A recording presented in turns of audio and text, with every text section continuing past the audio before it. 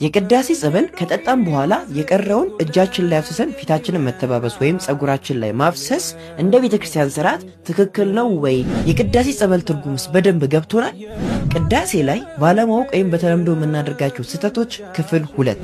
ባለፈው ክፍል የተቀመጣችሁ ተነሱና ወደ ምስራቅ ተመልከቱ ተብሎ ሲታወጅ ምን ማድረግ እንዳለብን ተነጋግረን ነበር። በዚህኛው ክፍል ደግሞ ስለ ቅዳሴ ጸበል የምንነጋገር ይሆናል። ታዲያ አሁንም ይሄ ቪዲዮ እናንተ ጋር እንደደረሰ ሌሎች ጋር መድረስ እንዳለበትና ሊማሩበት ስለሚገባ የተለመደችውን 3 ሰከንድ ሰጣችኋለሁ። እሱ ካልበቃ አሁንም ቪዲዮን ፓውዝ አድርጋችሁ ለዚህ ቤት አዲስ የሆናችሁና ፎሎ ያላደረጋችሁ ፎሎ አድርጉት፣ ይጠቅማችኋል።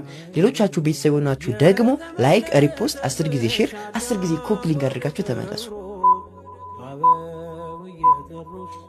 ከልብ አመሰግናለሁ። መልካም። በመጀመሪያ ደረጃ ማወቅ ያለባችሁ ነገር የቅዳሴ ጸበል ከየትኛውም ጸበል በላይ ክብር ያለው ታላቅ ጸበል ነው። እንዴት ካላችሁኝ እንደ ፍትሐ ነገሥት ሕግ የቅዳሴ ጸበል የሚታደለው ቅዳሴውን ሙሉ አስቀድሰው ነገር ግን በተለያየ ምክንያት ስጋው ደሙን ያልተቀበሉት ምዕመናን በረከቱ እንዳያልፋቸው ማለት የቁርባኑ በረከት ማለት ነው እንዳያልፋቸው እንደ ቅዱስ ቁርባን አድርገው እንዲቀበሉት ነው የሚታደለው። ለዛ ነው በረከተ ቅዳሴ ወይም ደግሞ በረከተ ቁርባን ተብሎ የሚጠራው። የቁርባን ወይም የቅዳሴ በረከት እንደማለት ማለት ነው። ስለዚህ ምን እያልኳችሁ ነው? የቅዳሴ ጸበል ክብር ሊሰጠው የሚገባ ታላቅ ጸበል ነው ማለት ነው። እንደውም በዚሁ አያይዤ እንደ ቲፕ ልንገራችሁ። የወር ግዴታ ላይ ያሉ ሴቶች ለዚህ ነው የቅዳሴ ጸበል እንዳይጠጡ የሚከለከሉት። ለምን? የቅዱስ ቁርባን ያህል በረከት ስላለው የወር ግዴታ ያሉ ሴቶች ደግሞ ቅዱስ ቁርባንን መቀበል ስለሚከለከሉ ስለዚህ የቅዳሴ ጸበል እንዳይጠጡ ይከለከላሉ ማለት ነው። ሁለተኛው ምክንያት ደግሞ ቅዳሴ ጸበል ከመቅደስ አይወጣም።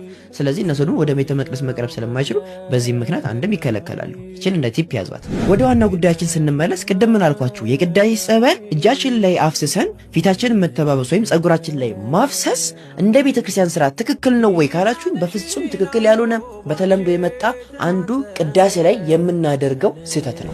ለምን እያላችሁ ነው? በጣም ጥሩ። በመጀመሪያ ደረጃ ቅድም ምን አልኳችሁ? የቅዳሴ ጸበል በጣም ክብር ሊሰጠው የሚገባው ጸበል ነው ብያችኋለሁ አይደለ? ስለዚህ እጃችን ላይ ስናፍስ ድንገት መሬት ላይ ሊፈስብን ይችላል። ይሄ ደግሞ አግባብ ያልሆነ ነገር ነው። በሁለተኛ ደረጃና ዋና ለምን እንቀባለን ነው። ይልብ በሉ። ይህንን ስላችሁ ቆዳቸው ላይ ቁስል ኖሮ ወይም ደግሞ የቆዳ ህመም ኖሮባቸው እዛች ቦታ ላይ ካስነካሁት እድናለሁ በሚል እምነት የሚቀቡ ሰዎች አግባብ ነው። ምክንያቱም ለድነት ነው የተቀቡት። እናንተ ቆዳችሁ ንጹህ የሆነው ሰዎች መቀባታችሁ ግዴታ ነው ወይ? ምክንያቱም ጠጥታችሁታል እኮ። የምትጠጡት ለጥም አይደለም እኮ ለድነት ነው፣ ለበረከት ነው። ስለዚህ ከጠጣችሁት ኦልሬዲ እኮ ድነት ታገኙበታላችሁ። መቀባታችሁ ምንድነው ጥቅሙ ነው? ስለዚህ እንደ ስርዓቱ ማድረግ ያለባችሁ ነገር ልክ ስትቀበሉ አሜን ብላችሁ በልባችሁ ማነው ሰግዳችሁ ትጠጡትና ጸሎታችሁን ጨርሳችሁ አስቀምጣችሁ መሄድ ነው። ምናልባት ቆዳችሁ ላይ የምትቀቡ ሰዎች ደግሞ በጥንቃቄ መሬት ላይ ሳታፈሱት ብትቀቡ እላለሁ። በተረፈ እዚህ ላይ ግር ያላችሁ ወይም ቅር የተሰኛችሁበት ነገር ካለ አሁንም ኮመንት ላይ እጠብቃለሁ። ሌላ ደግሞ እንዳነሳላችሁ የምትፈልጉትና ቅዳሴ ላይ የሚደረጉ ስህተቶች ካሉ ኮመንት ላይ አሁንም እጠብቃለሁ። በስተመጨረሻም ደግሞ ይሄን ቪዲዮ ከተማራችሁበት አሁንም ቀና ሐሳባችሁን ኮመንት ላይ እጠብቃለሁ። አመሰግናለሁ።